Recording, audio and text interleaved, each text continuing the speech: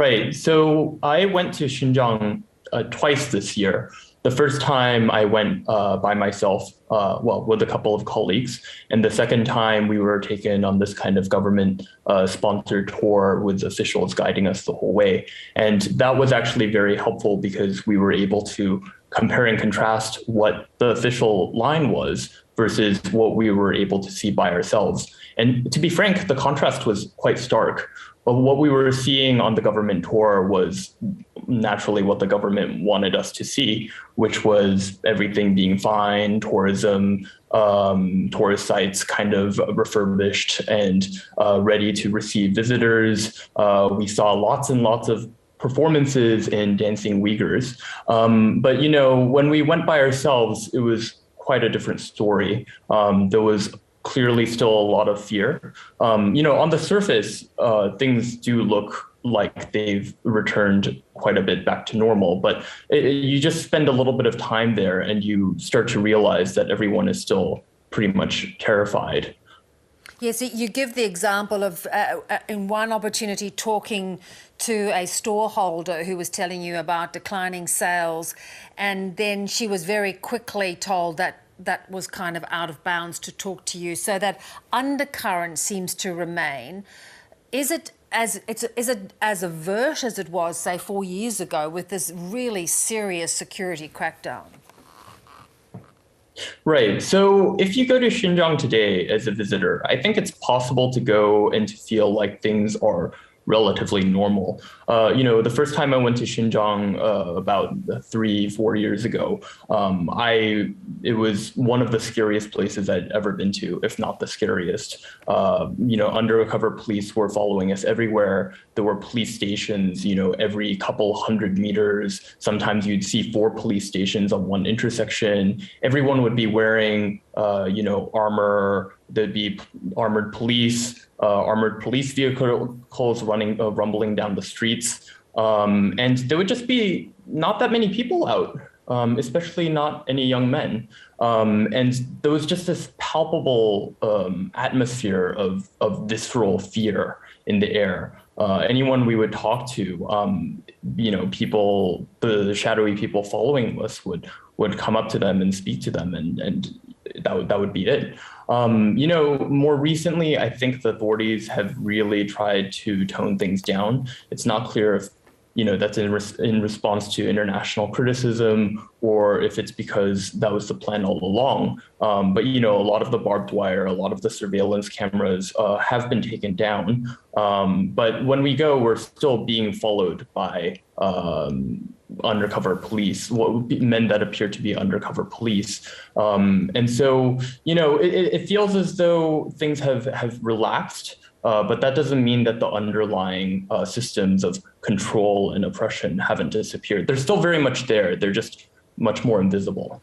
Dake, is there any evidence of integration of life? Is there any evidence that the Uyghur Muslims are allowed to continue to practice their religion and their lifestyle? That's a great question. I think the government officials were really keen on showing us that the Uyghurs were being allowed to practice their culture, being allowed to practice their religion. We must have seen half a dozen, musical performances where they kind of wore their traditional folk garments and put on a kind of song and dance show for us. But that's not really what traditional Uyghur culture is about. That's not really the heart and soul of Uyghur culture. For many decades, Uyghurs were able to grow up with religion. They were able to worship at mosques. They were able to kind of naturally and organically learn about their culture and their heritage from their parents. And even at school, learning the Uyghur language, reading Uyghur literature, learning Uyghur poems. And a lot of that has been purged. A lot of that has been effectively outlawed. And what we see now is a very tightly state-controlled version of Uyghur culture. Basically, the state has deemed anything that they think is remotely threatening to themselves and their authority as being not allowed. And what we see now is just a really tightly controlled version, almost sterilized and basically commercialized for tourists. So that's why you see all these song and dance shows. It's kind of this very superficial thing, but when you dig a little bit deeper, there's a lot of the heart and soul is really gone at this point. Have the camps gone, and is it your sense that people are just accepting this as this new normal? It's that it's better to accept what they can, so that there isn't this severe brutality that's part of their lives. Right. That's a very interesting and complicated question. And I think it's difficult for us to state confidently whether the camps have completely closed. The authorities claimed basically in December of 2019 that they closed all the camps. We have gone and visited some of the sites of known camp facilities, and we have found that quite a few of them have indeed shut down. But that doesn't mean that the system of mass incarceration has disappeared. There's still thousands of Uyghurs abroad who have relatives who are detained, and they haven't heard about their relatives for years now. And basically what's happened is that the authorities have taken hundreds of thousands of people at least and thrown them in prison.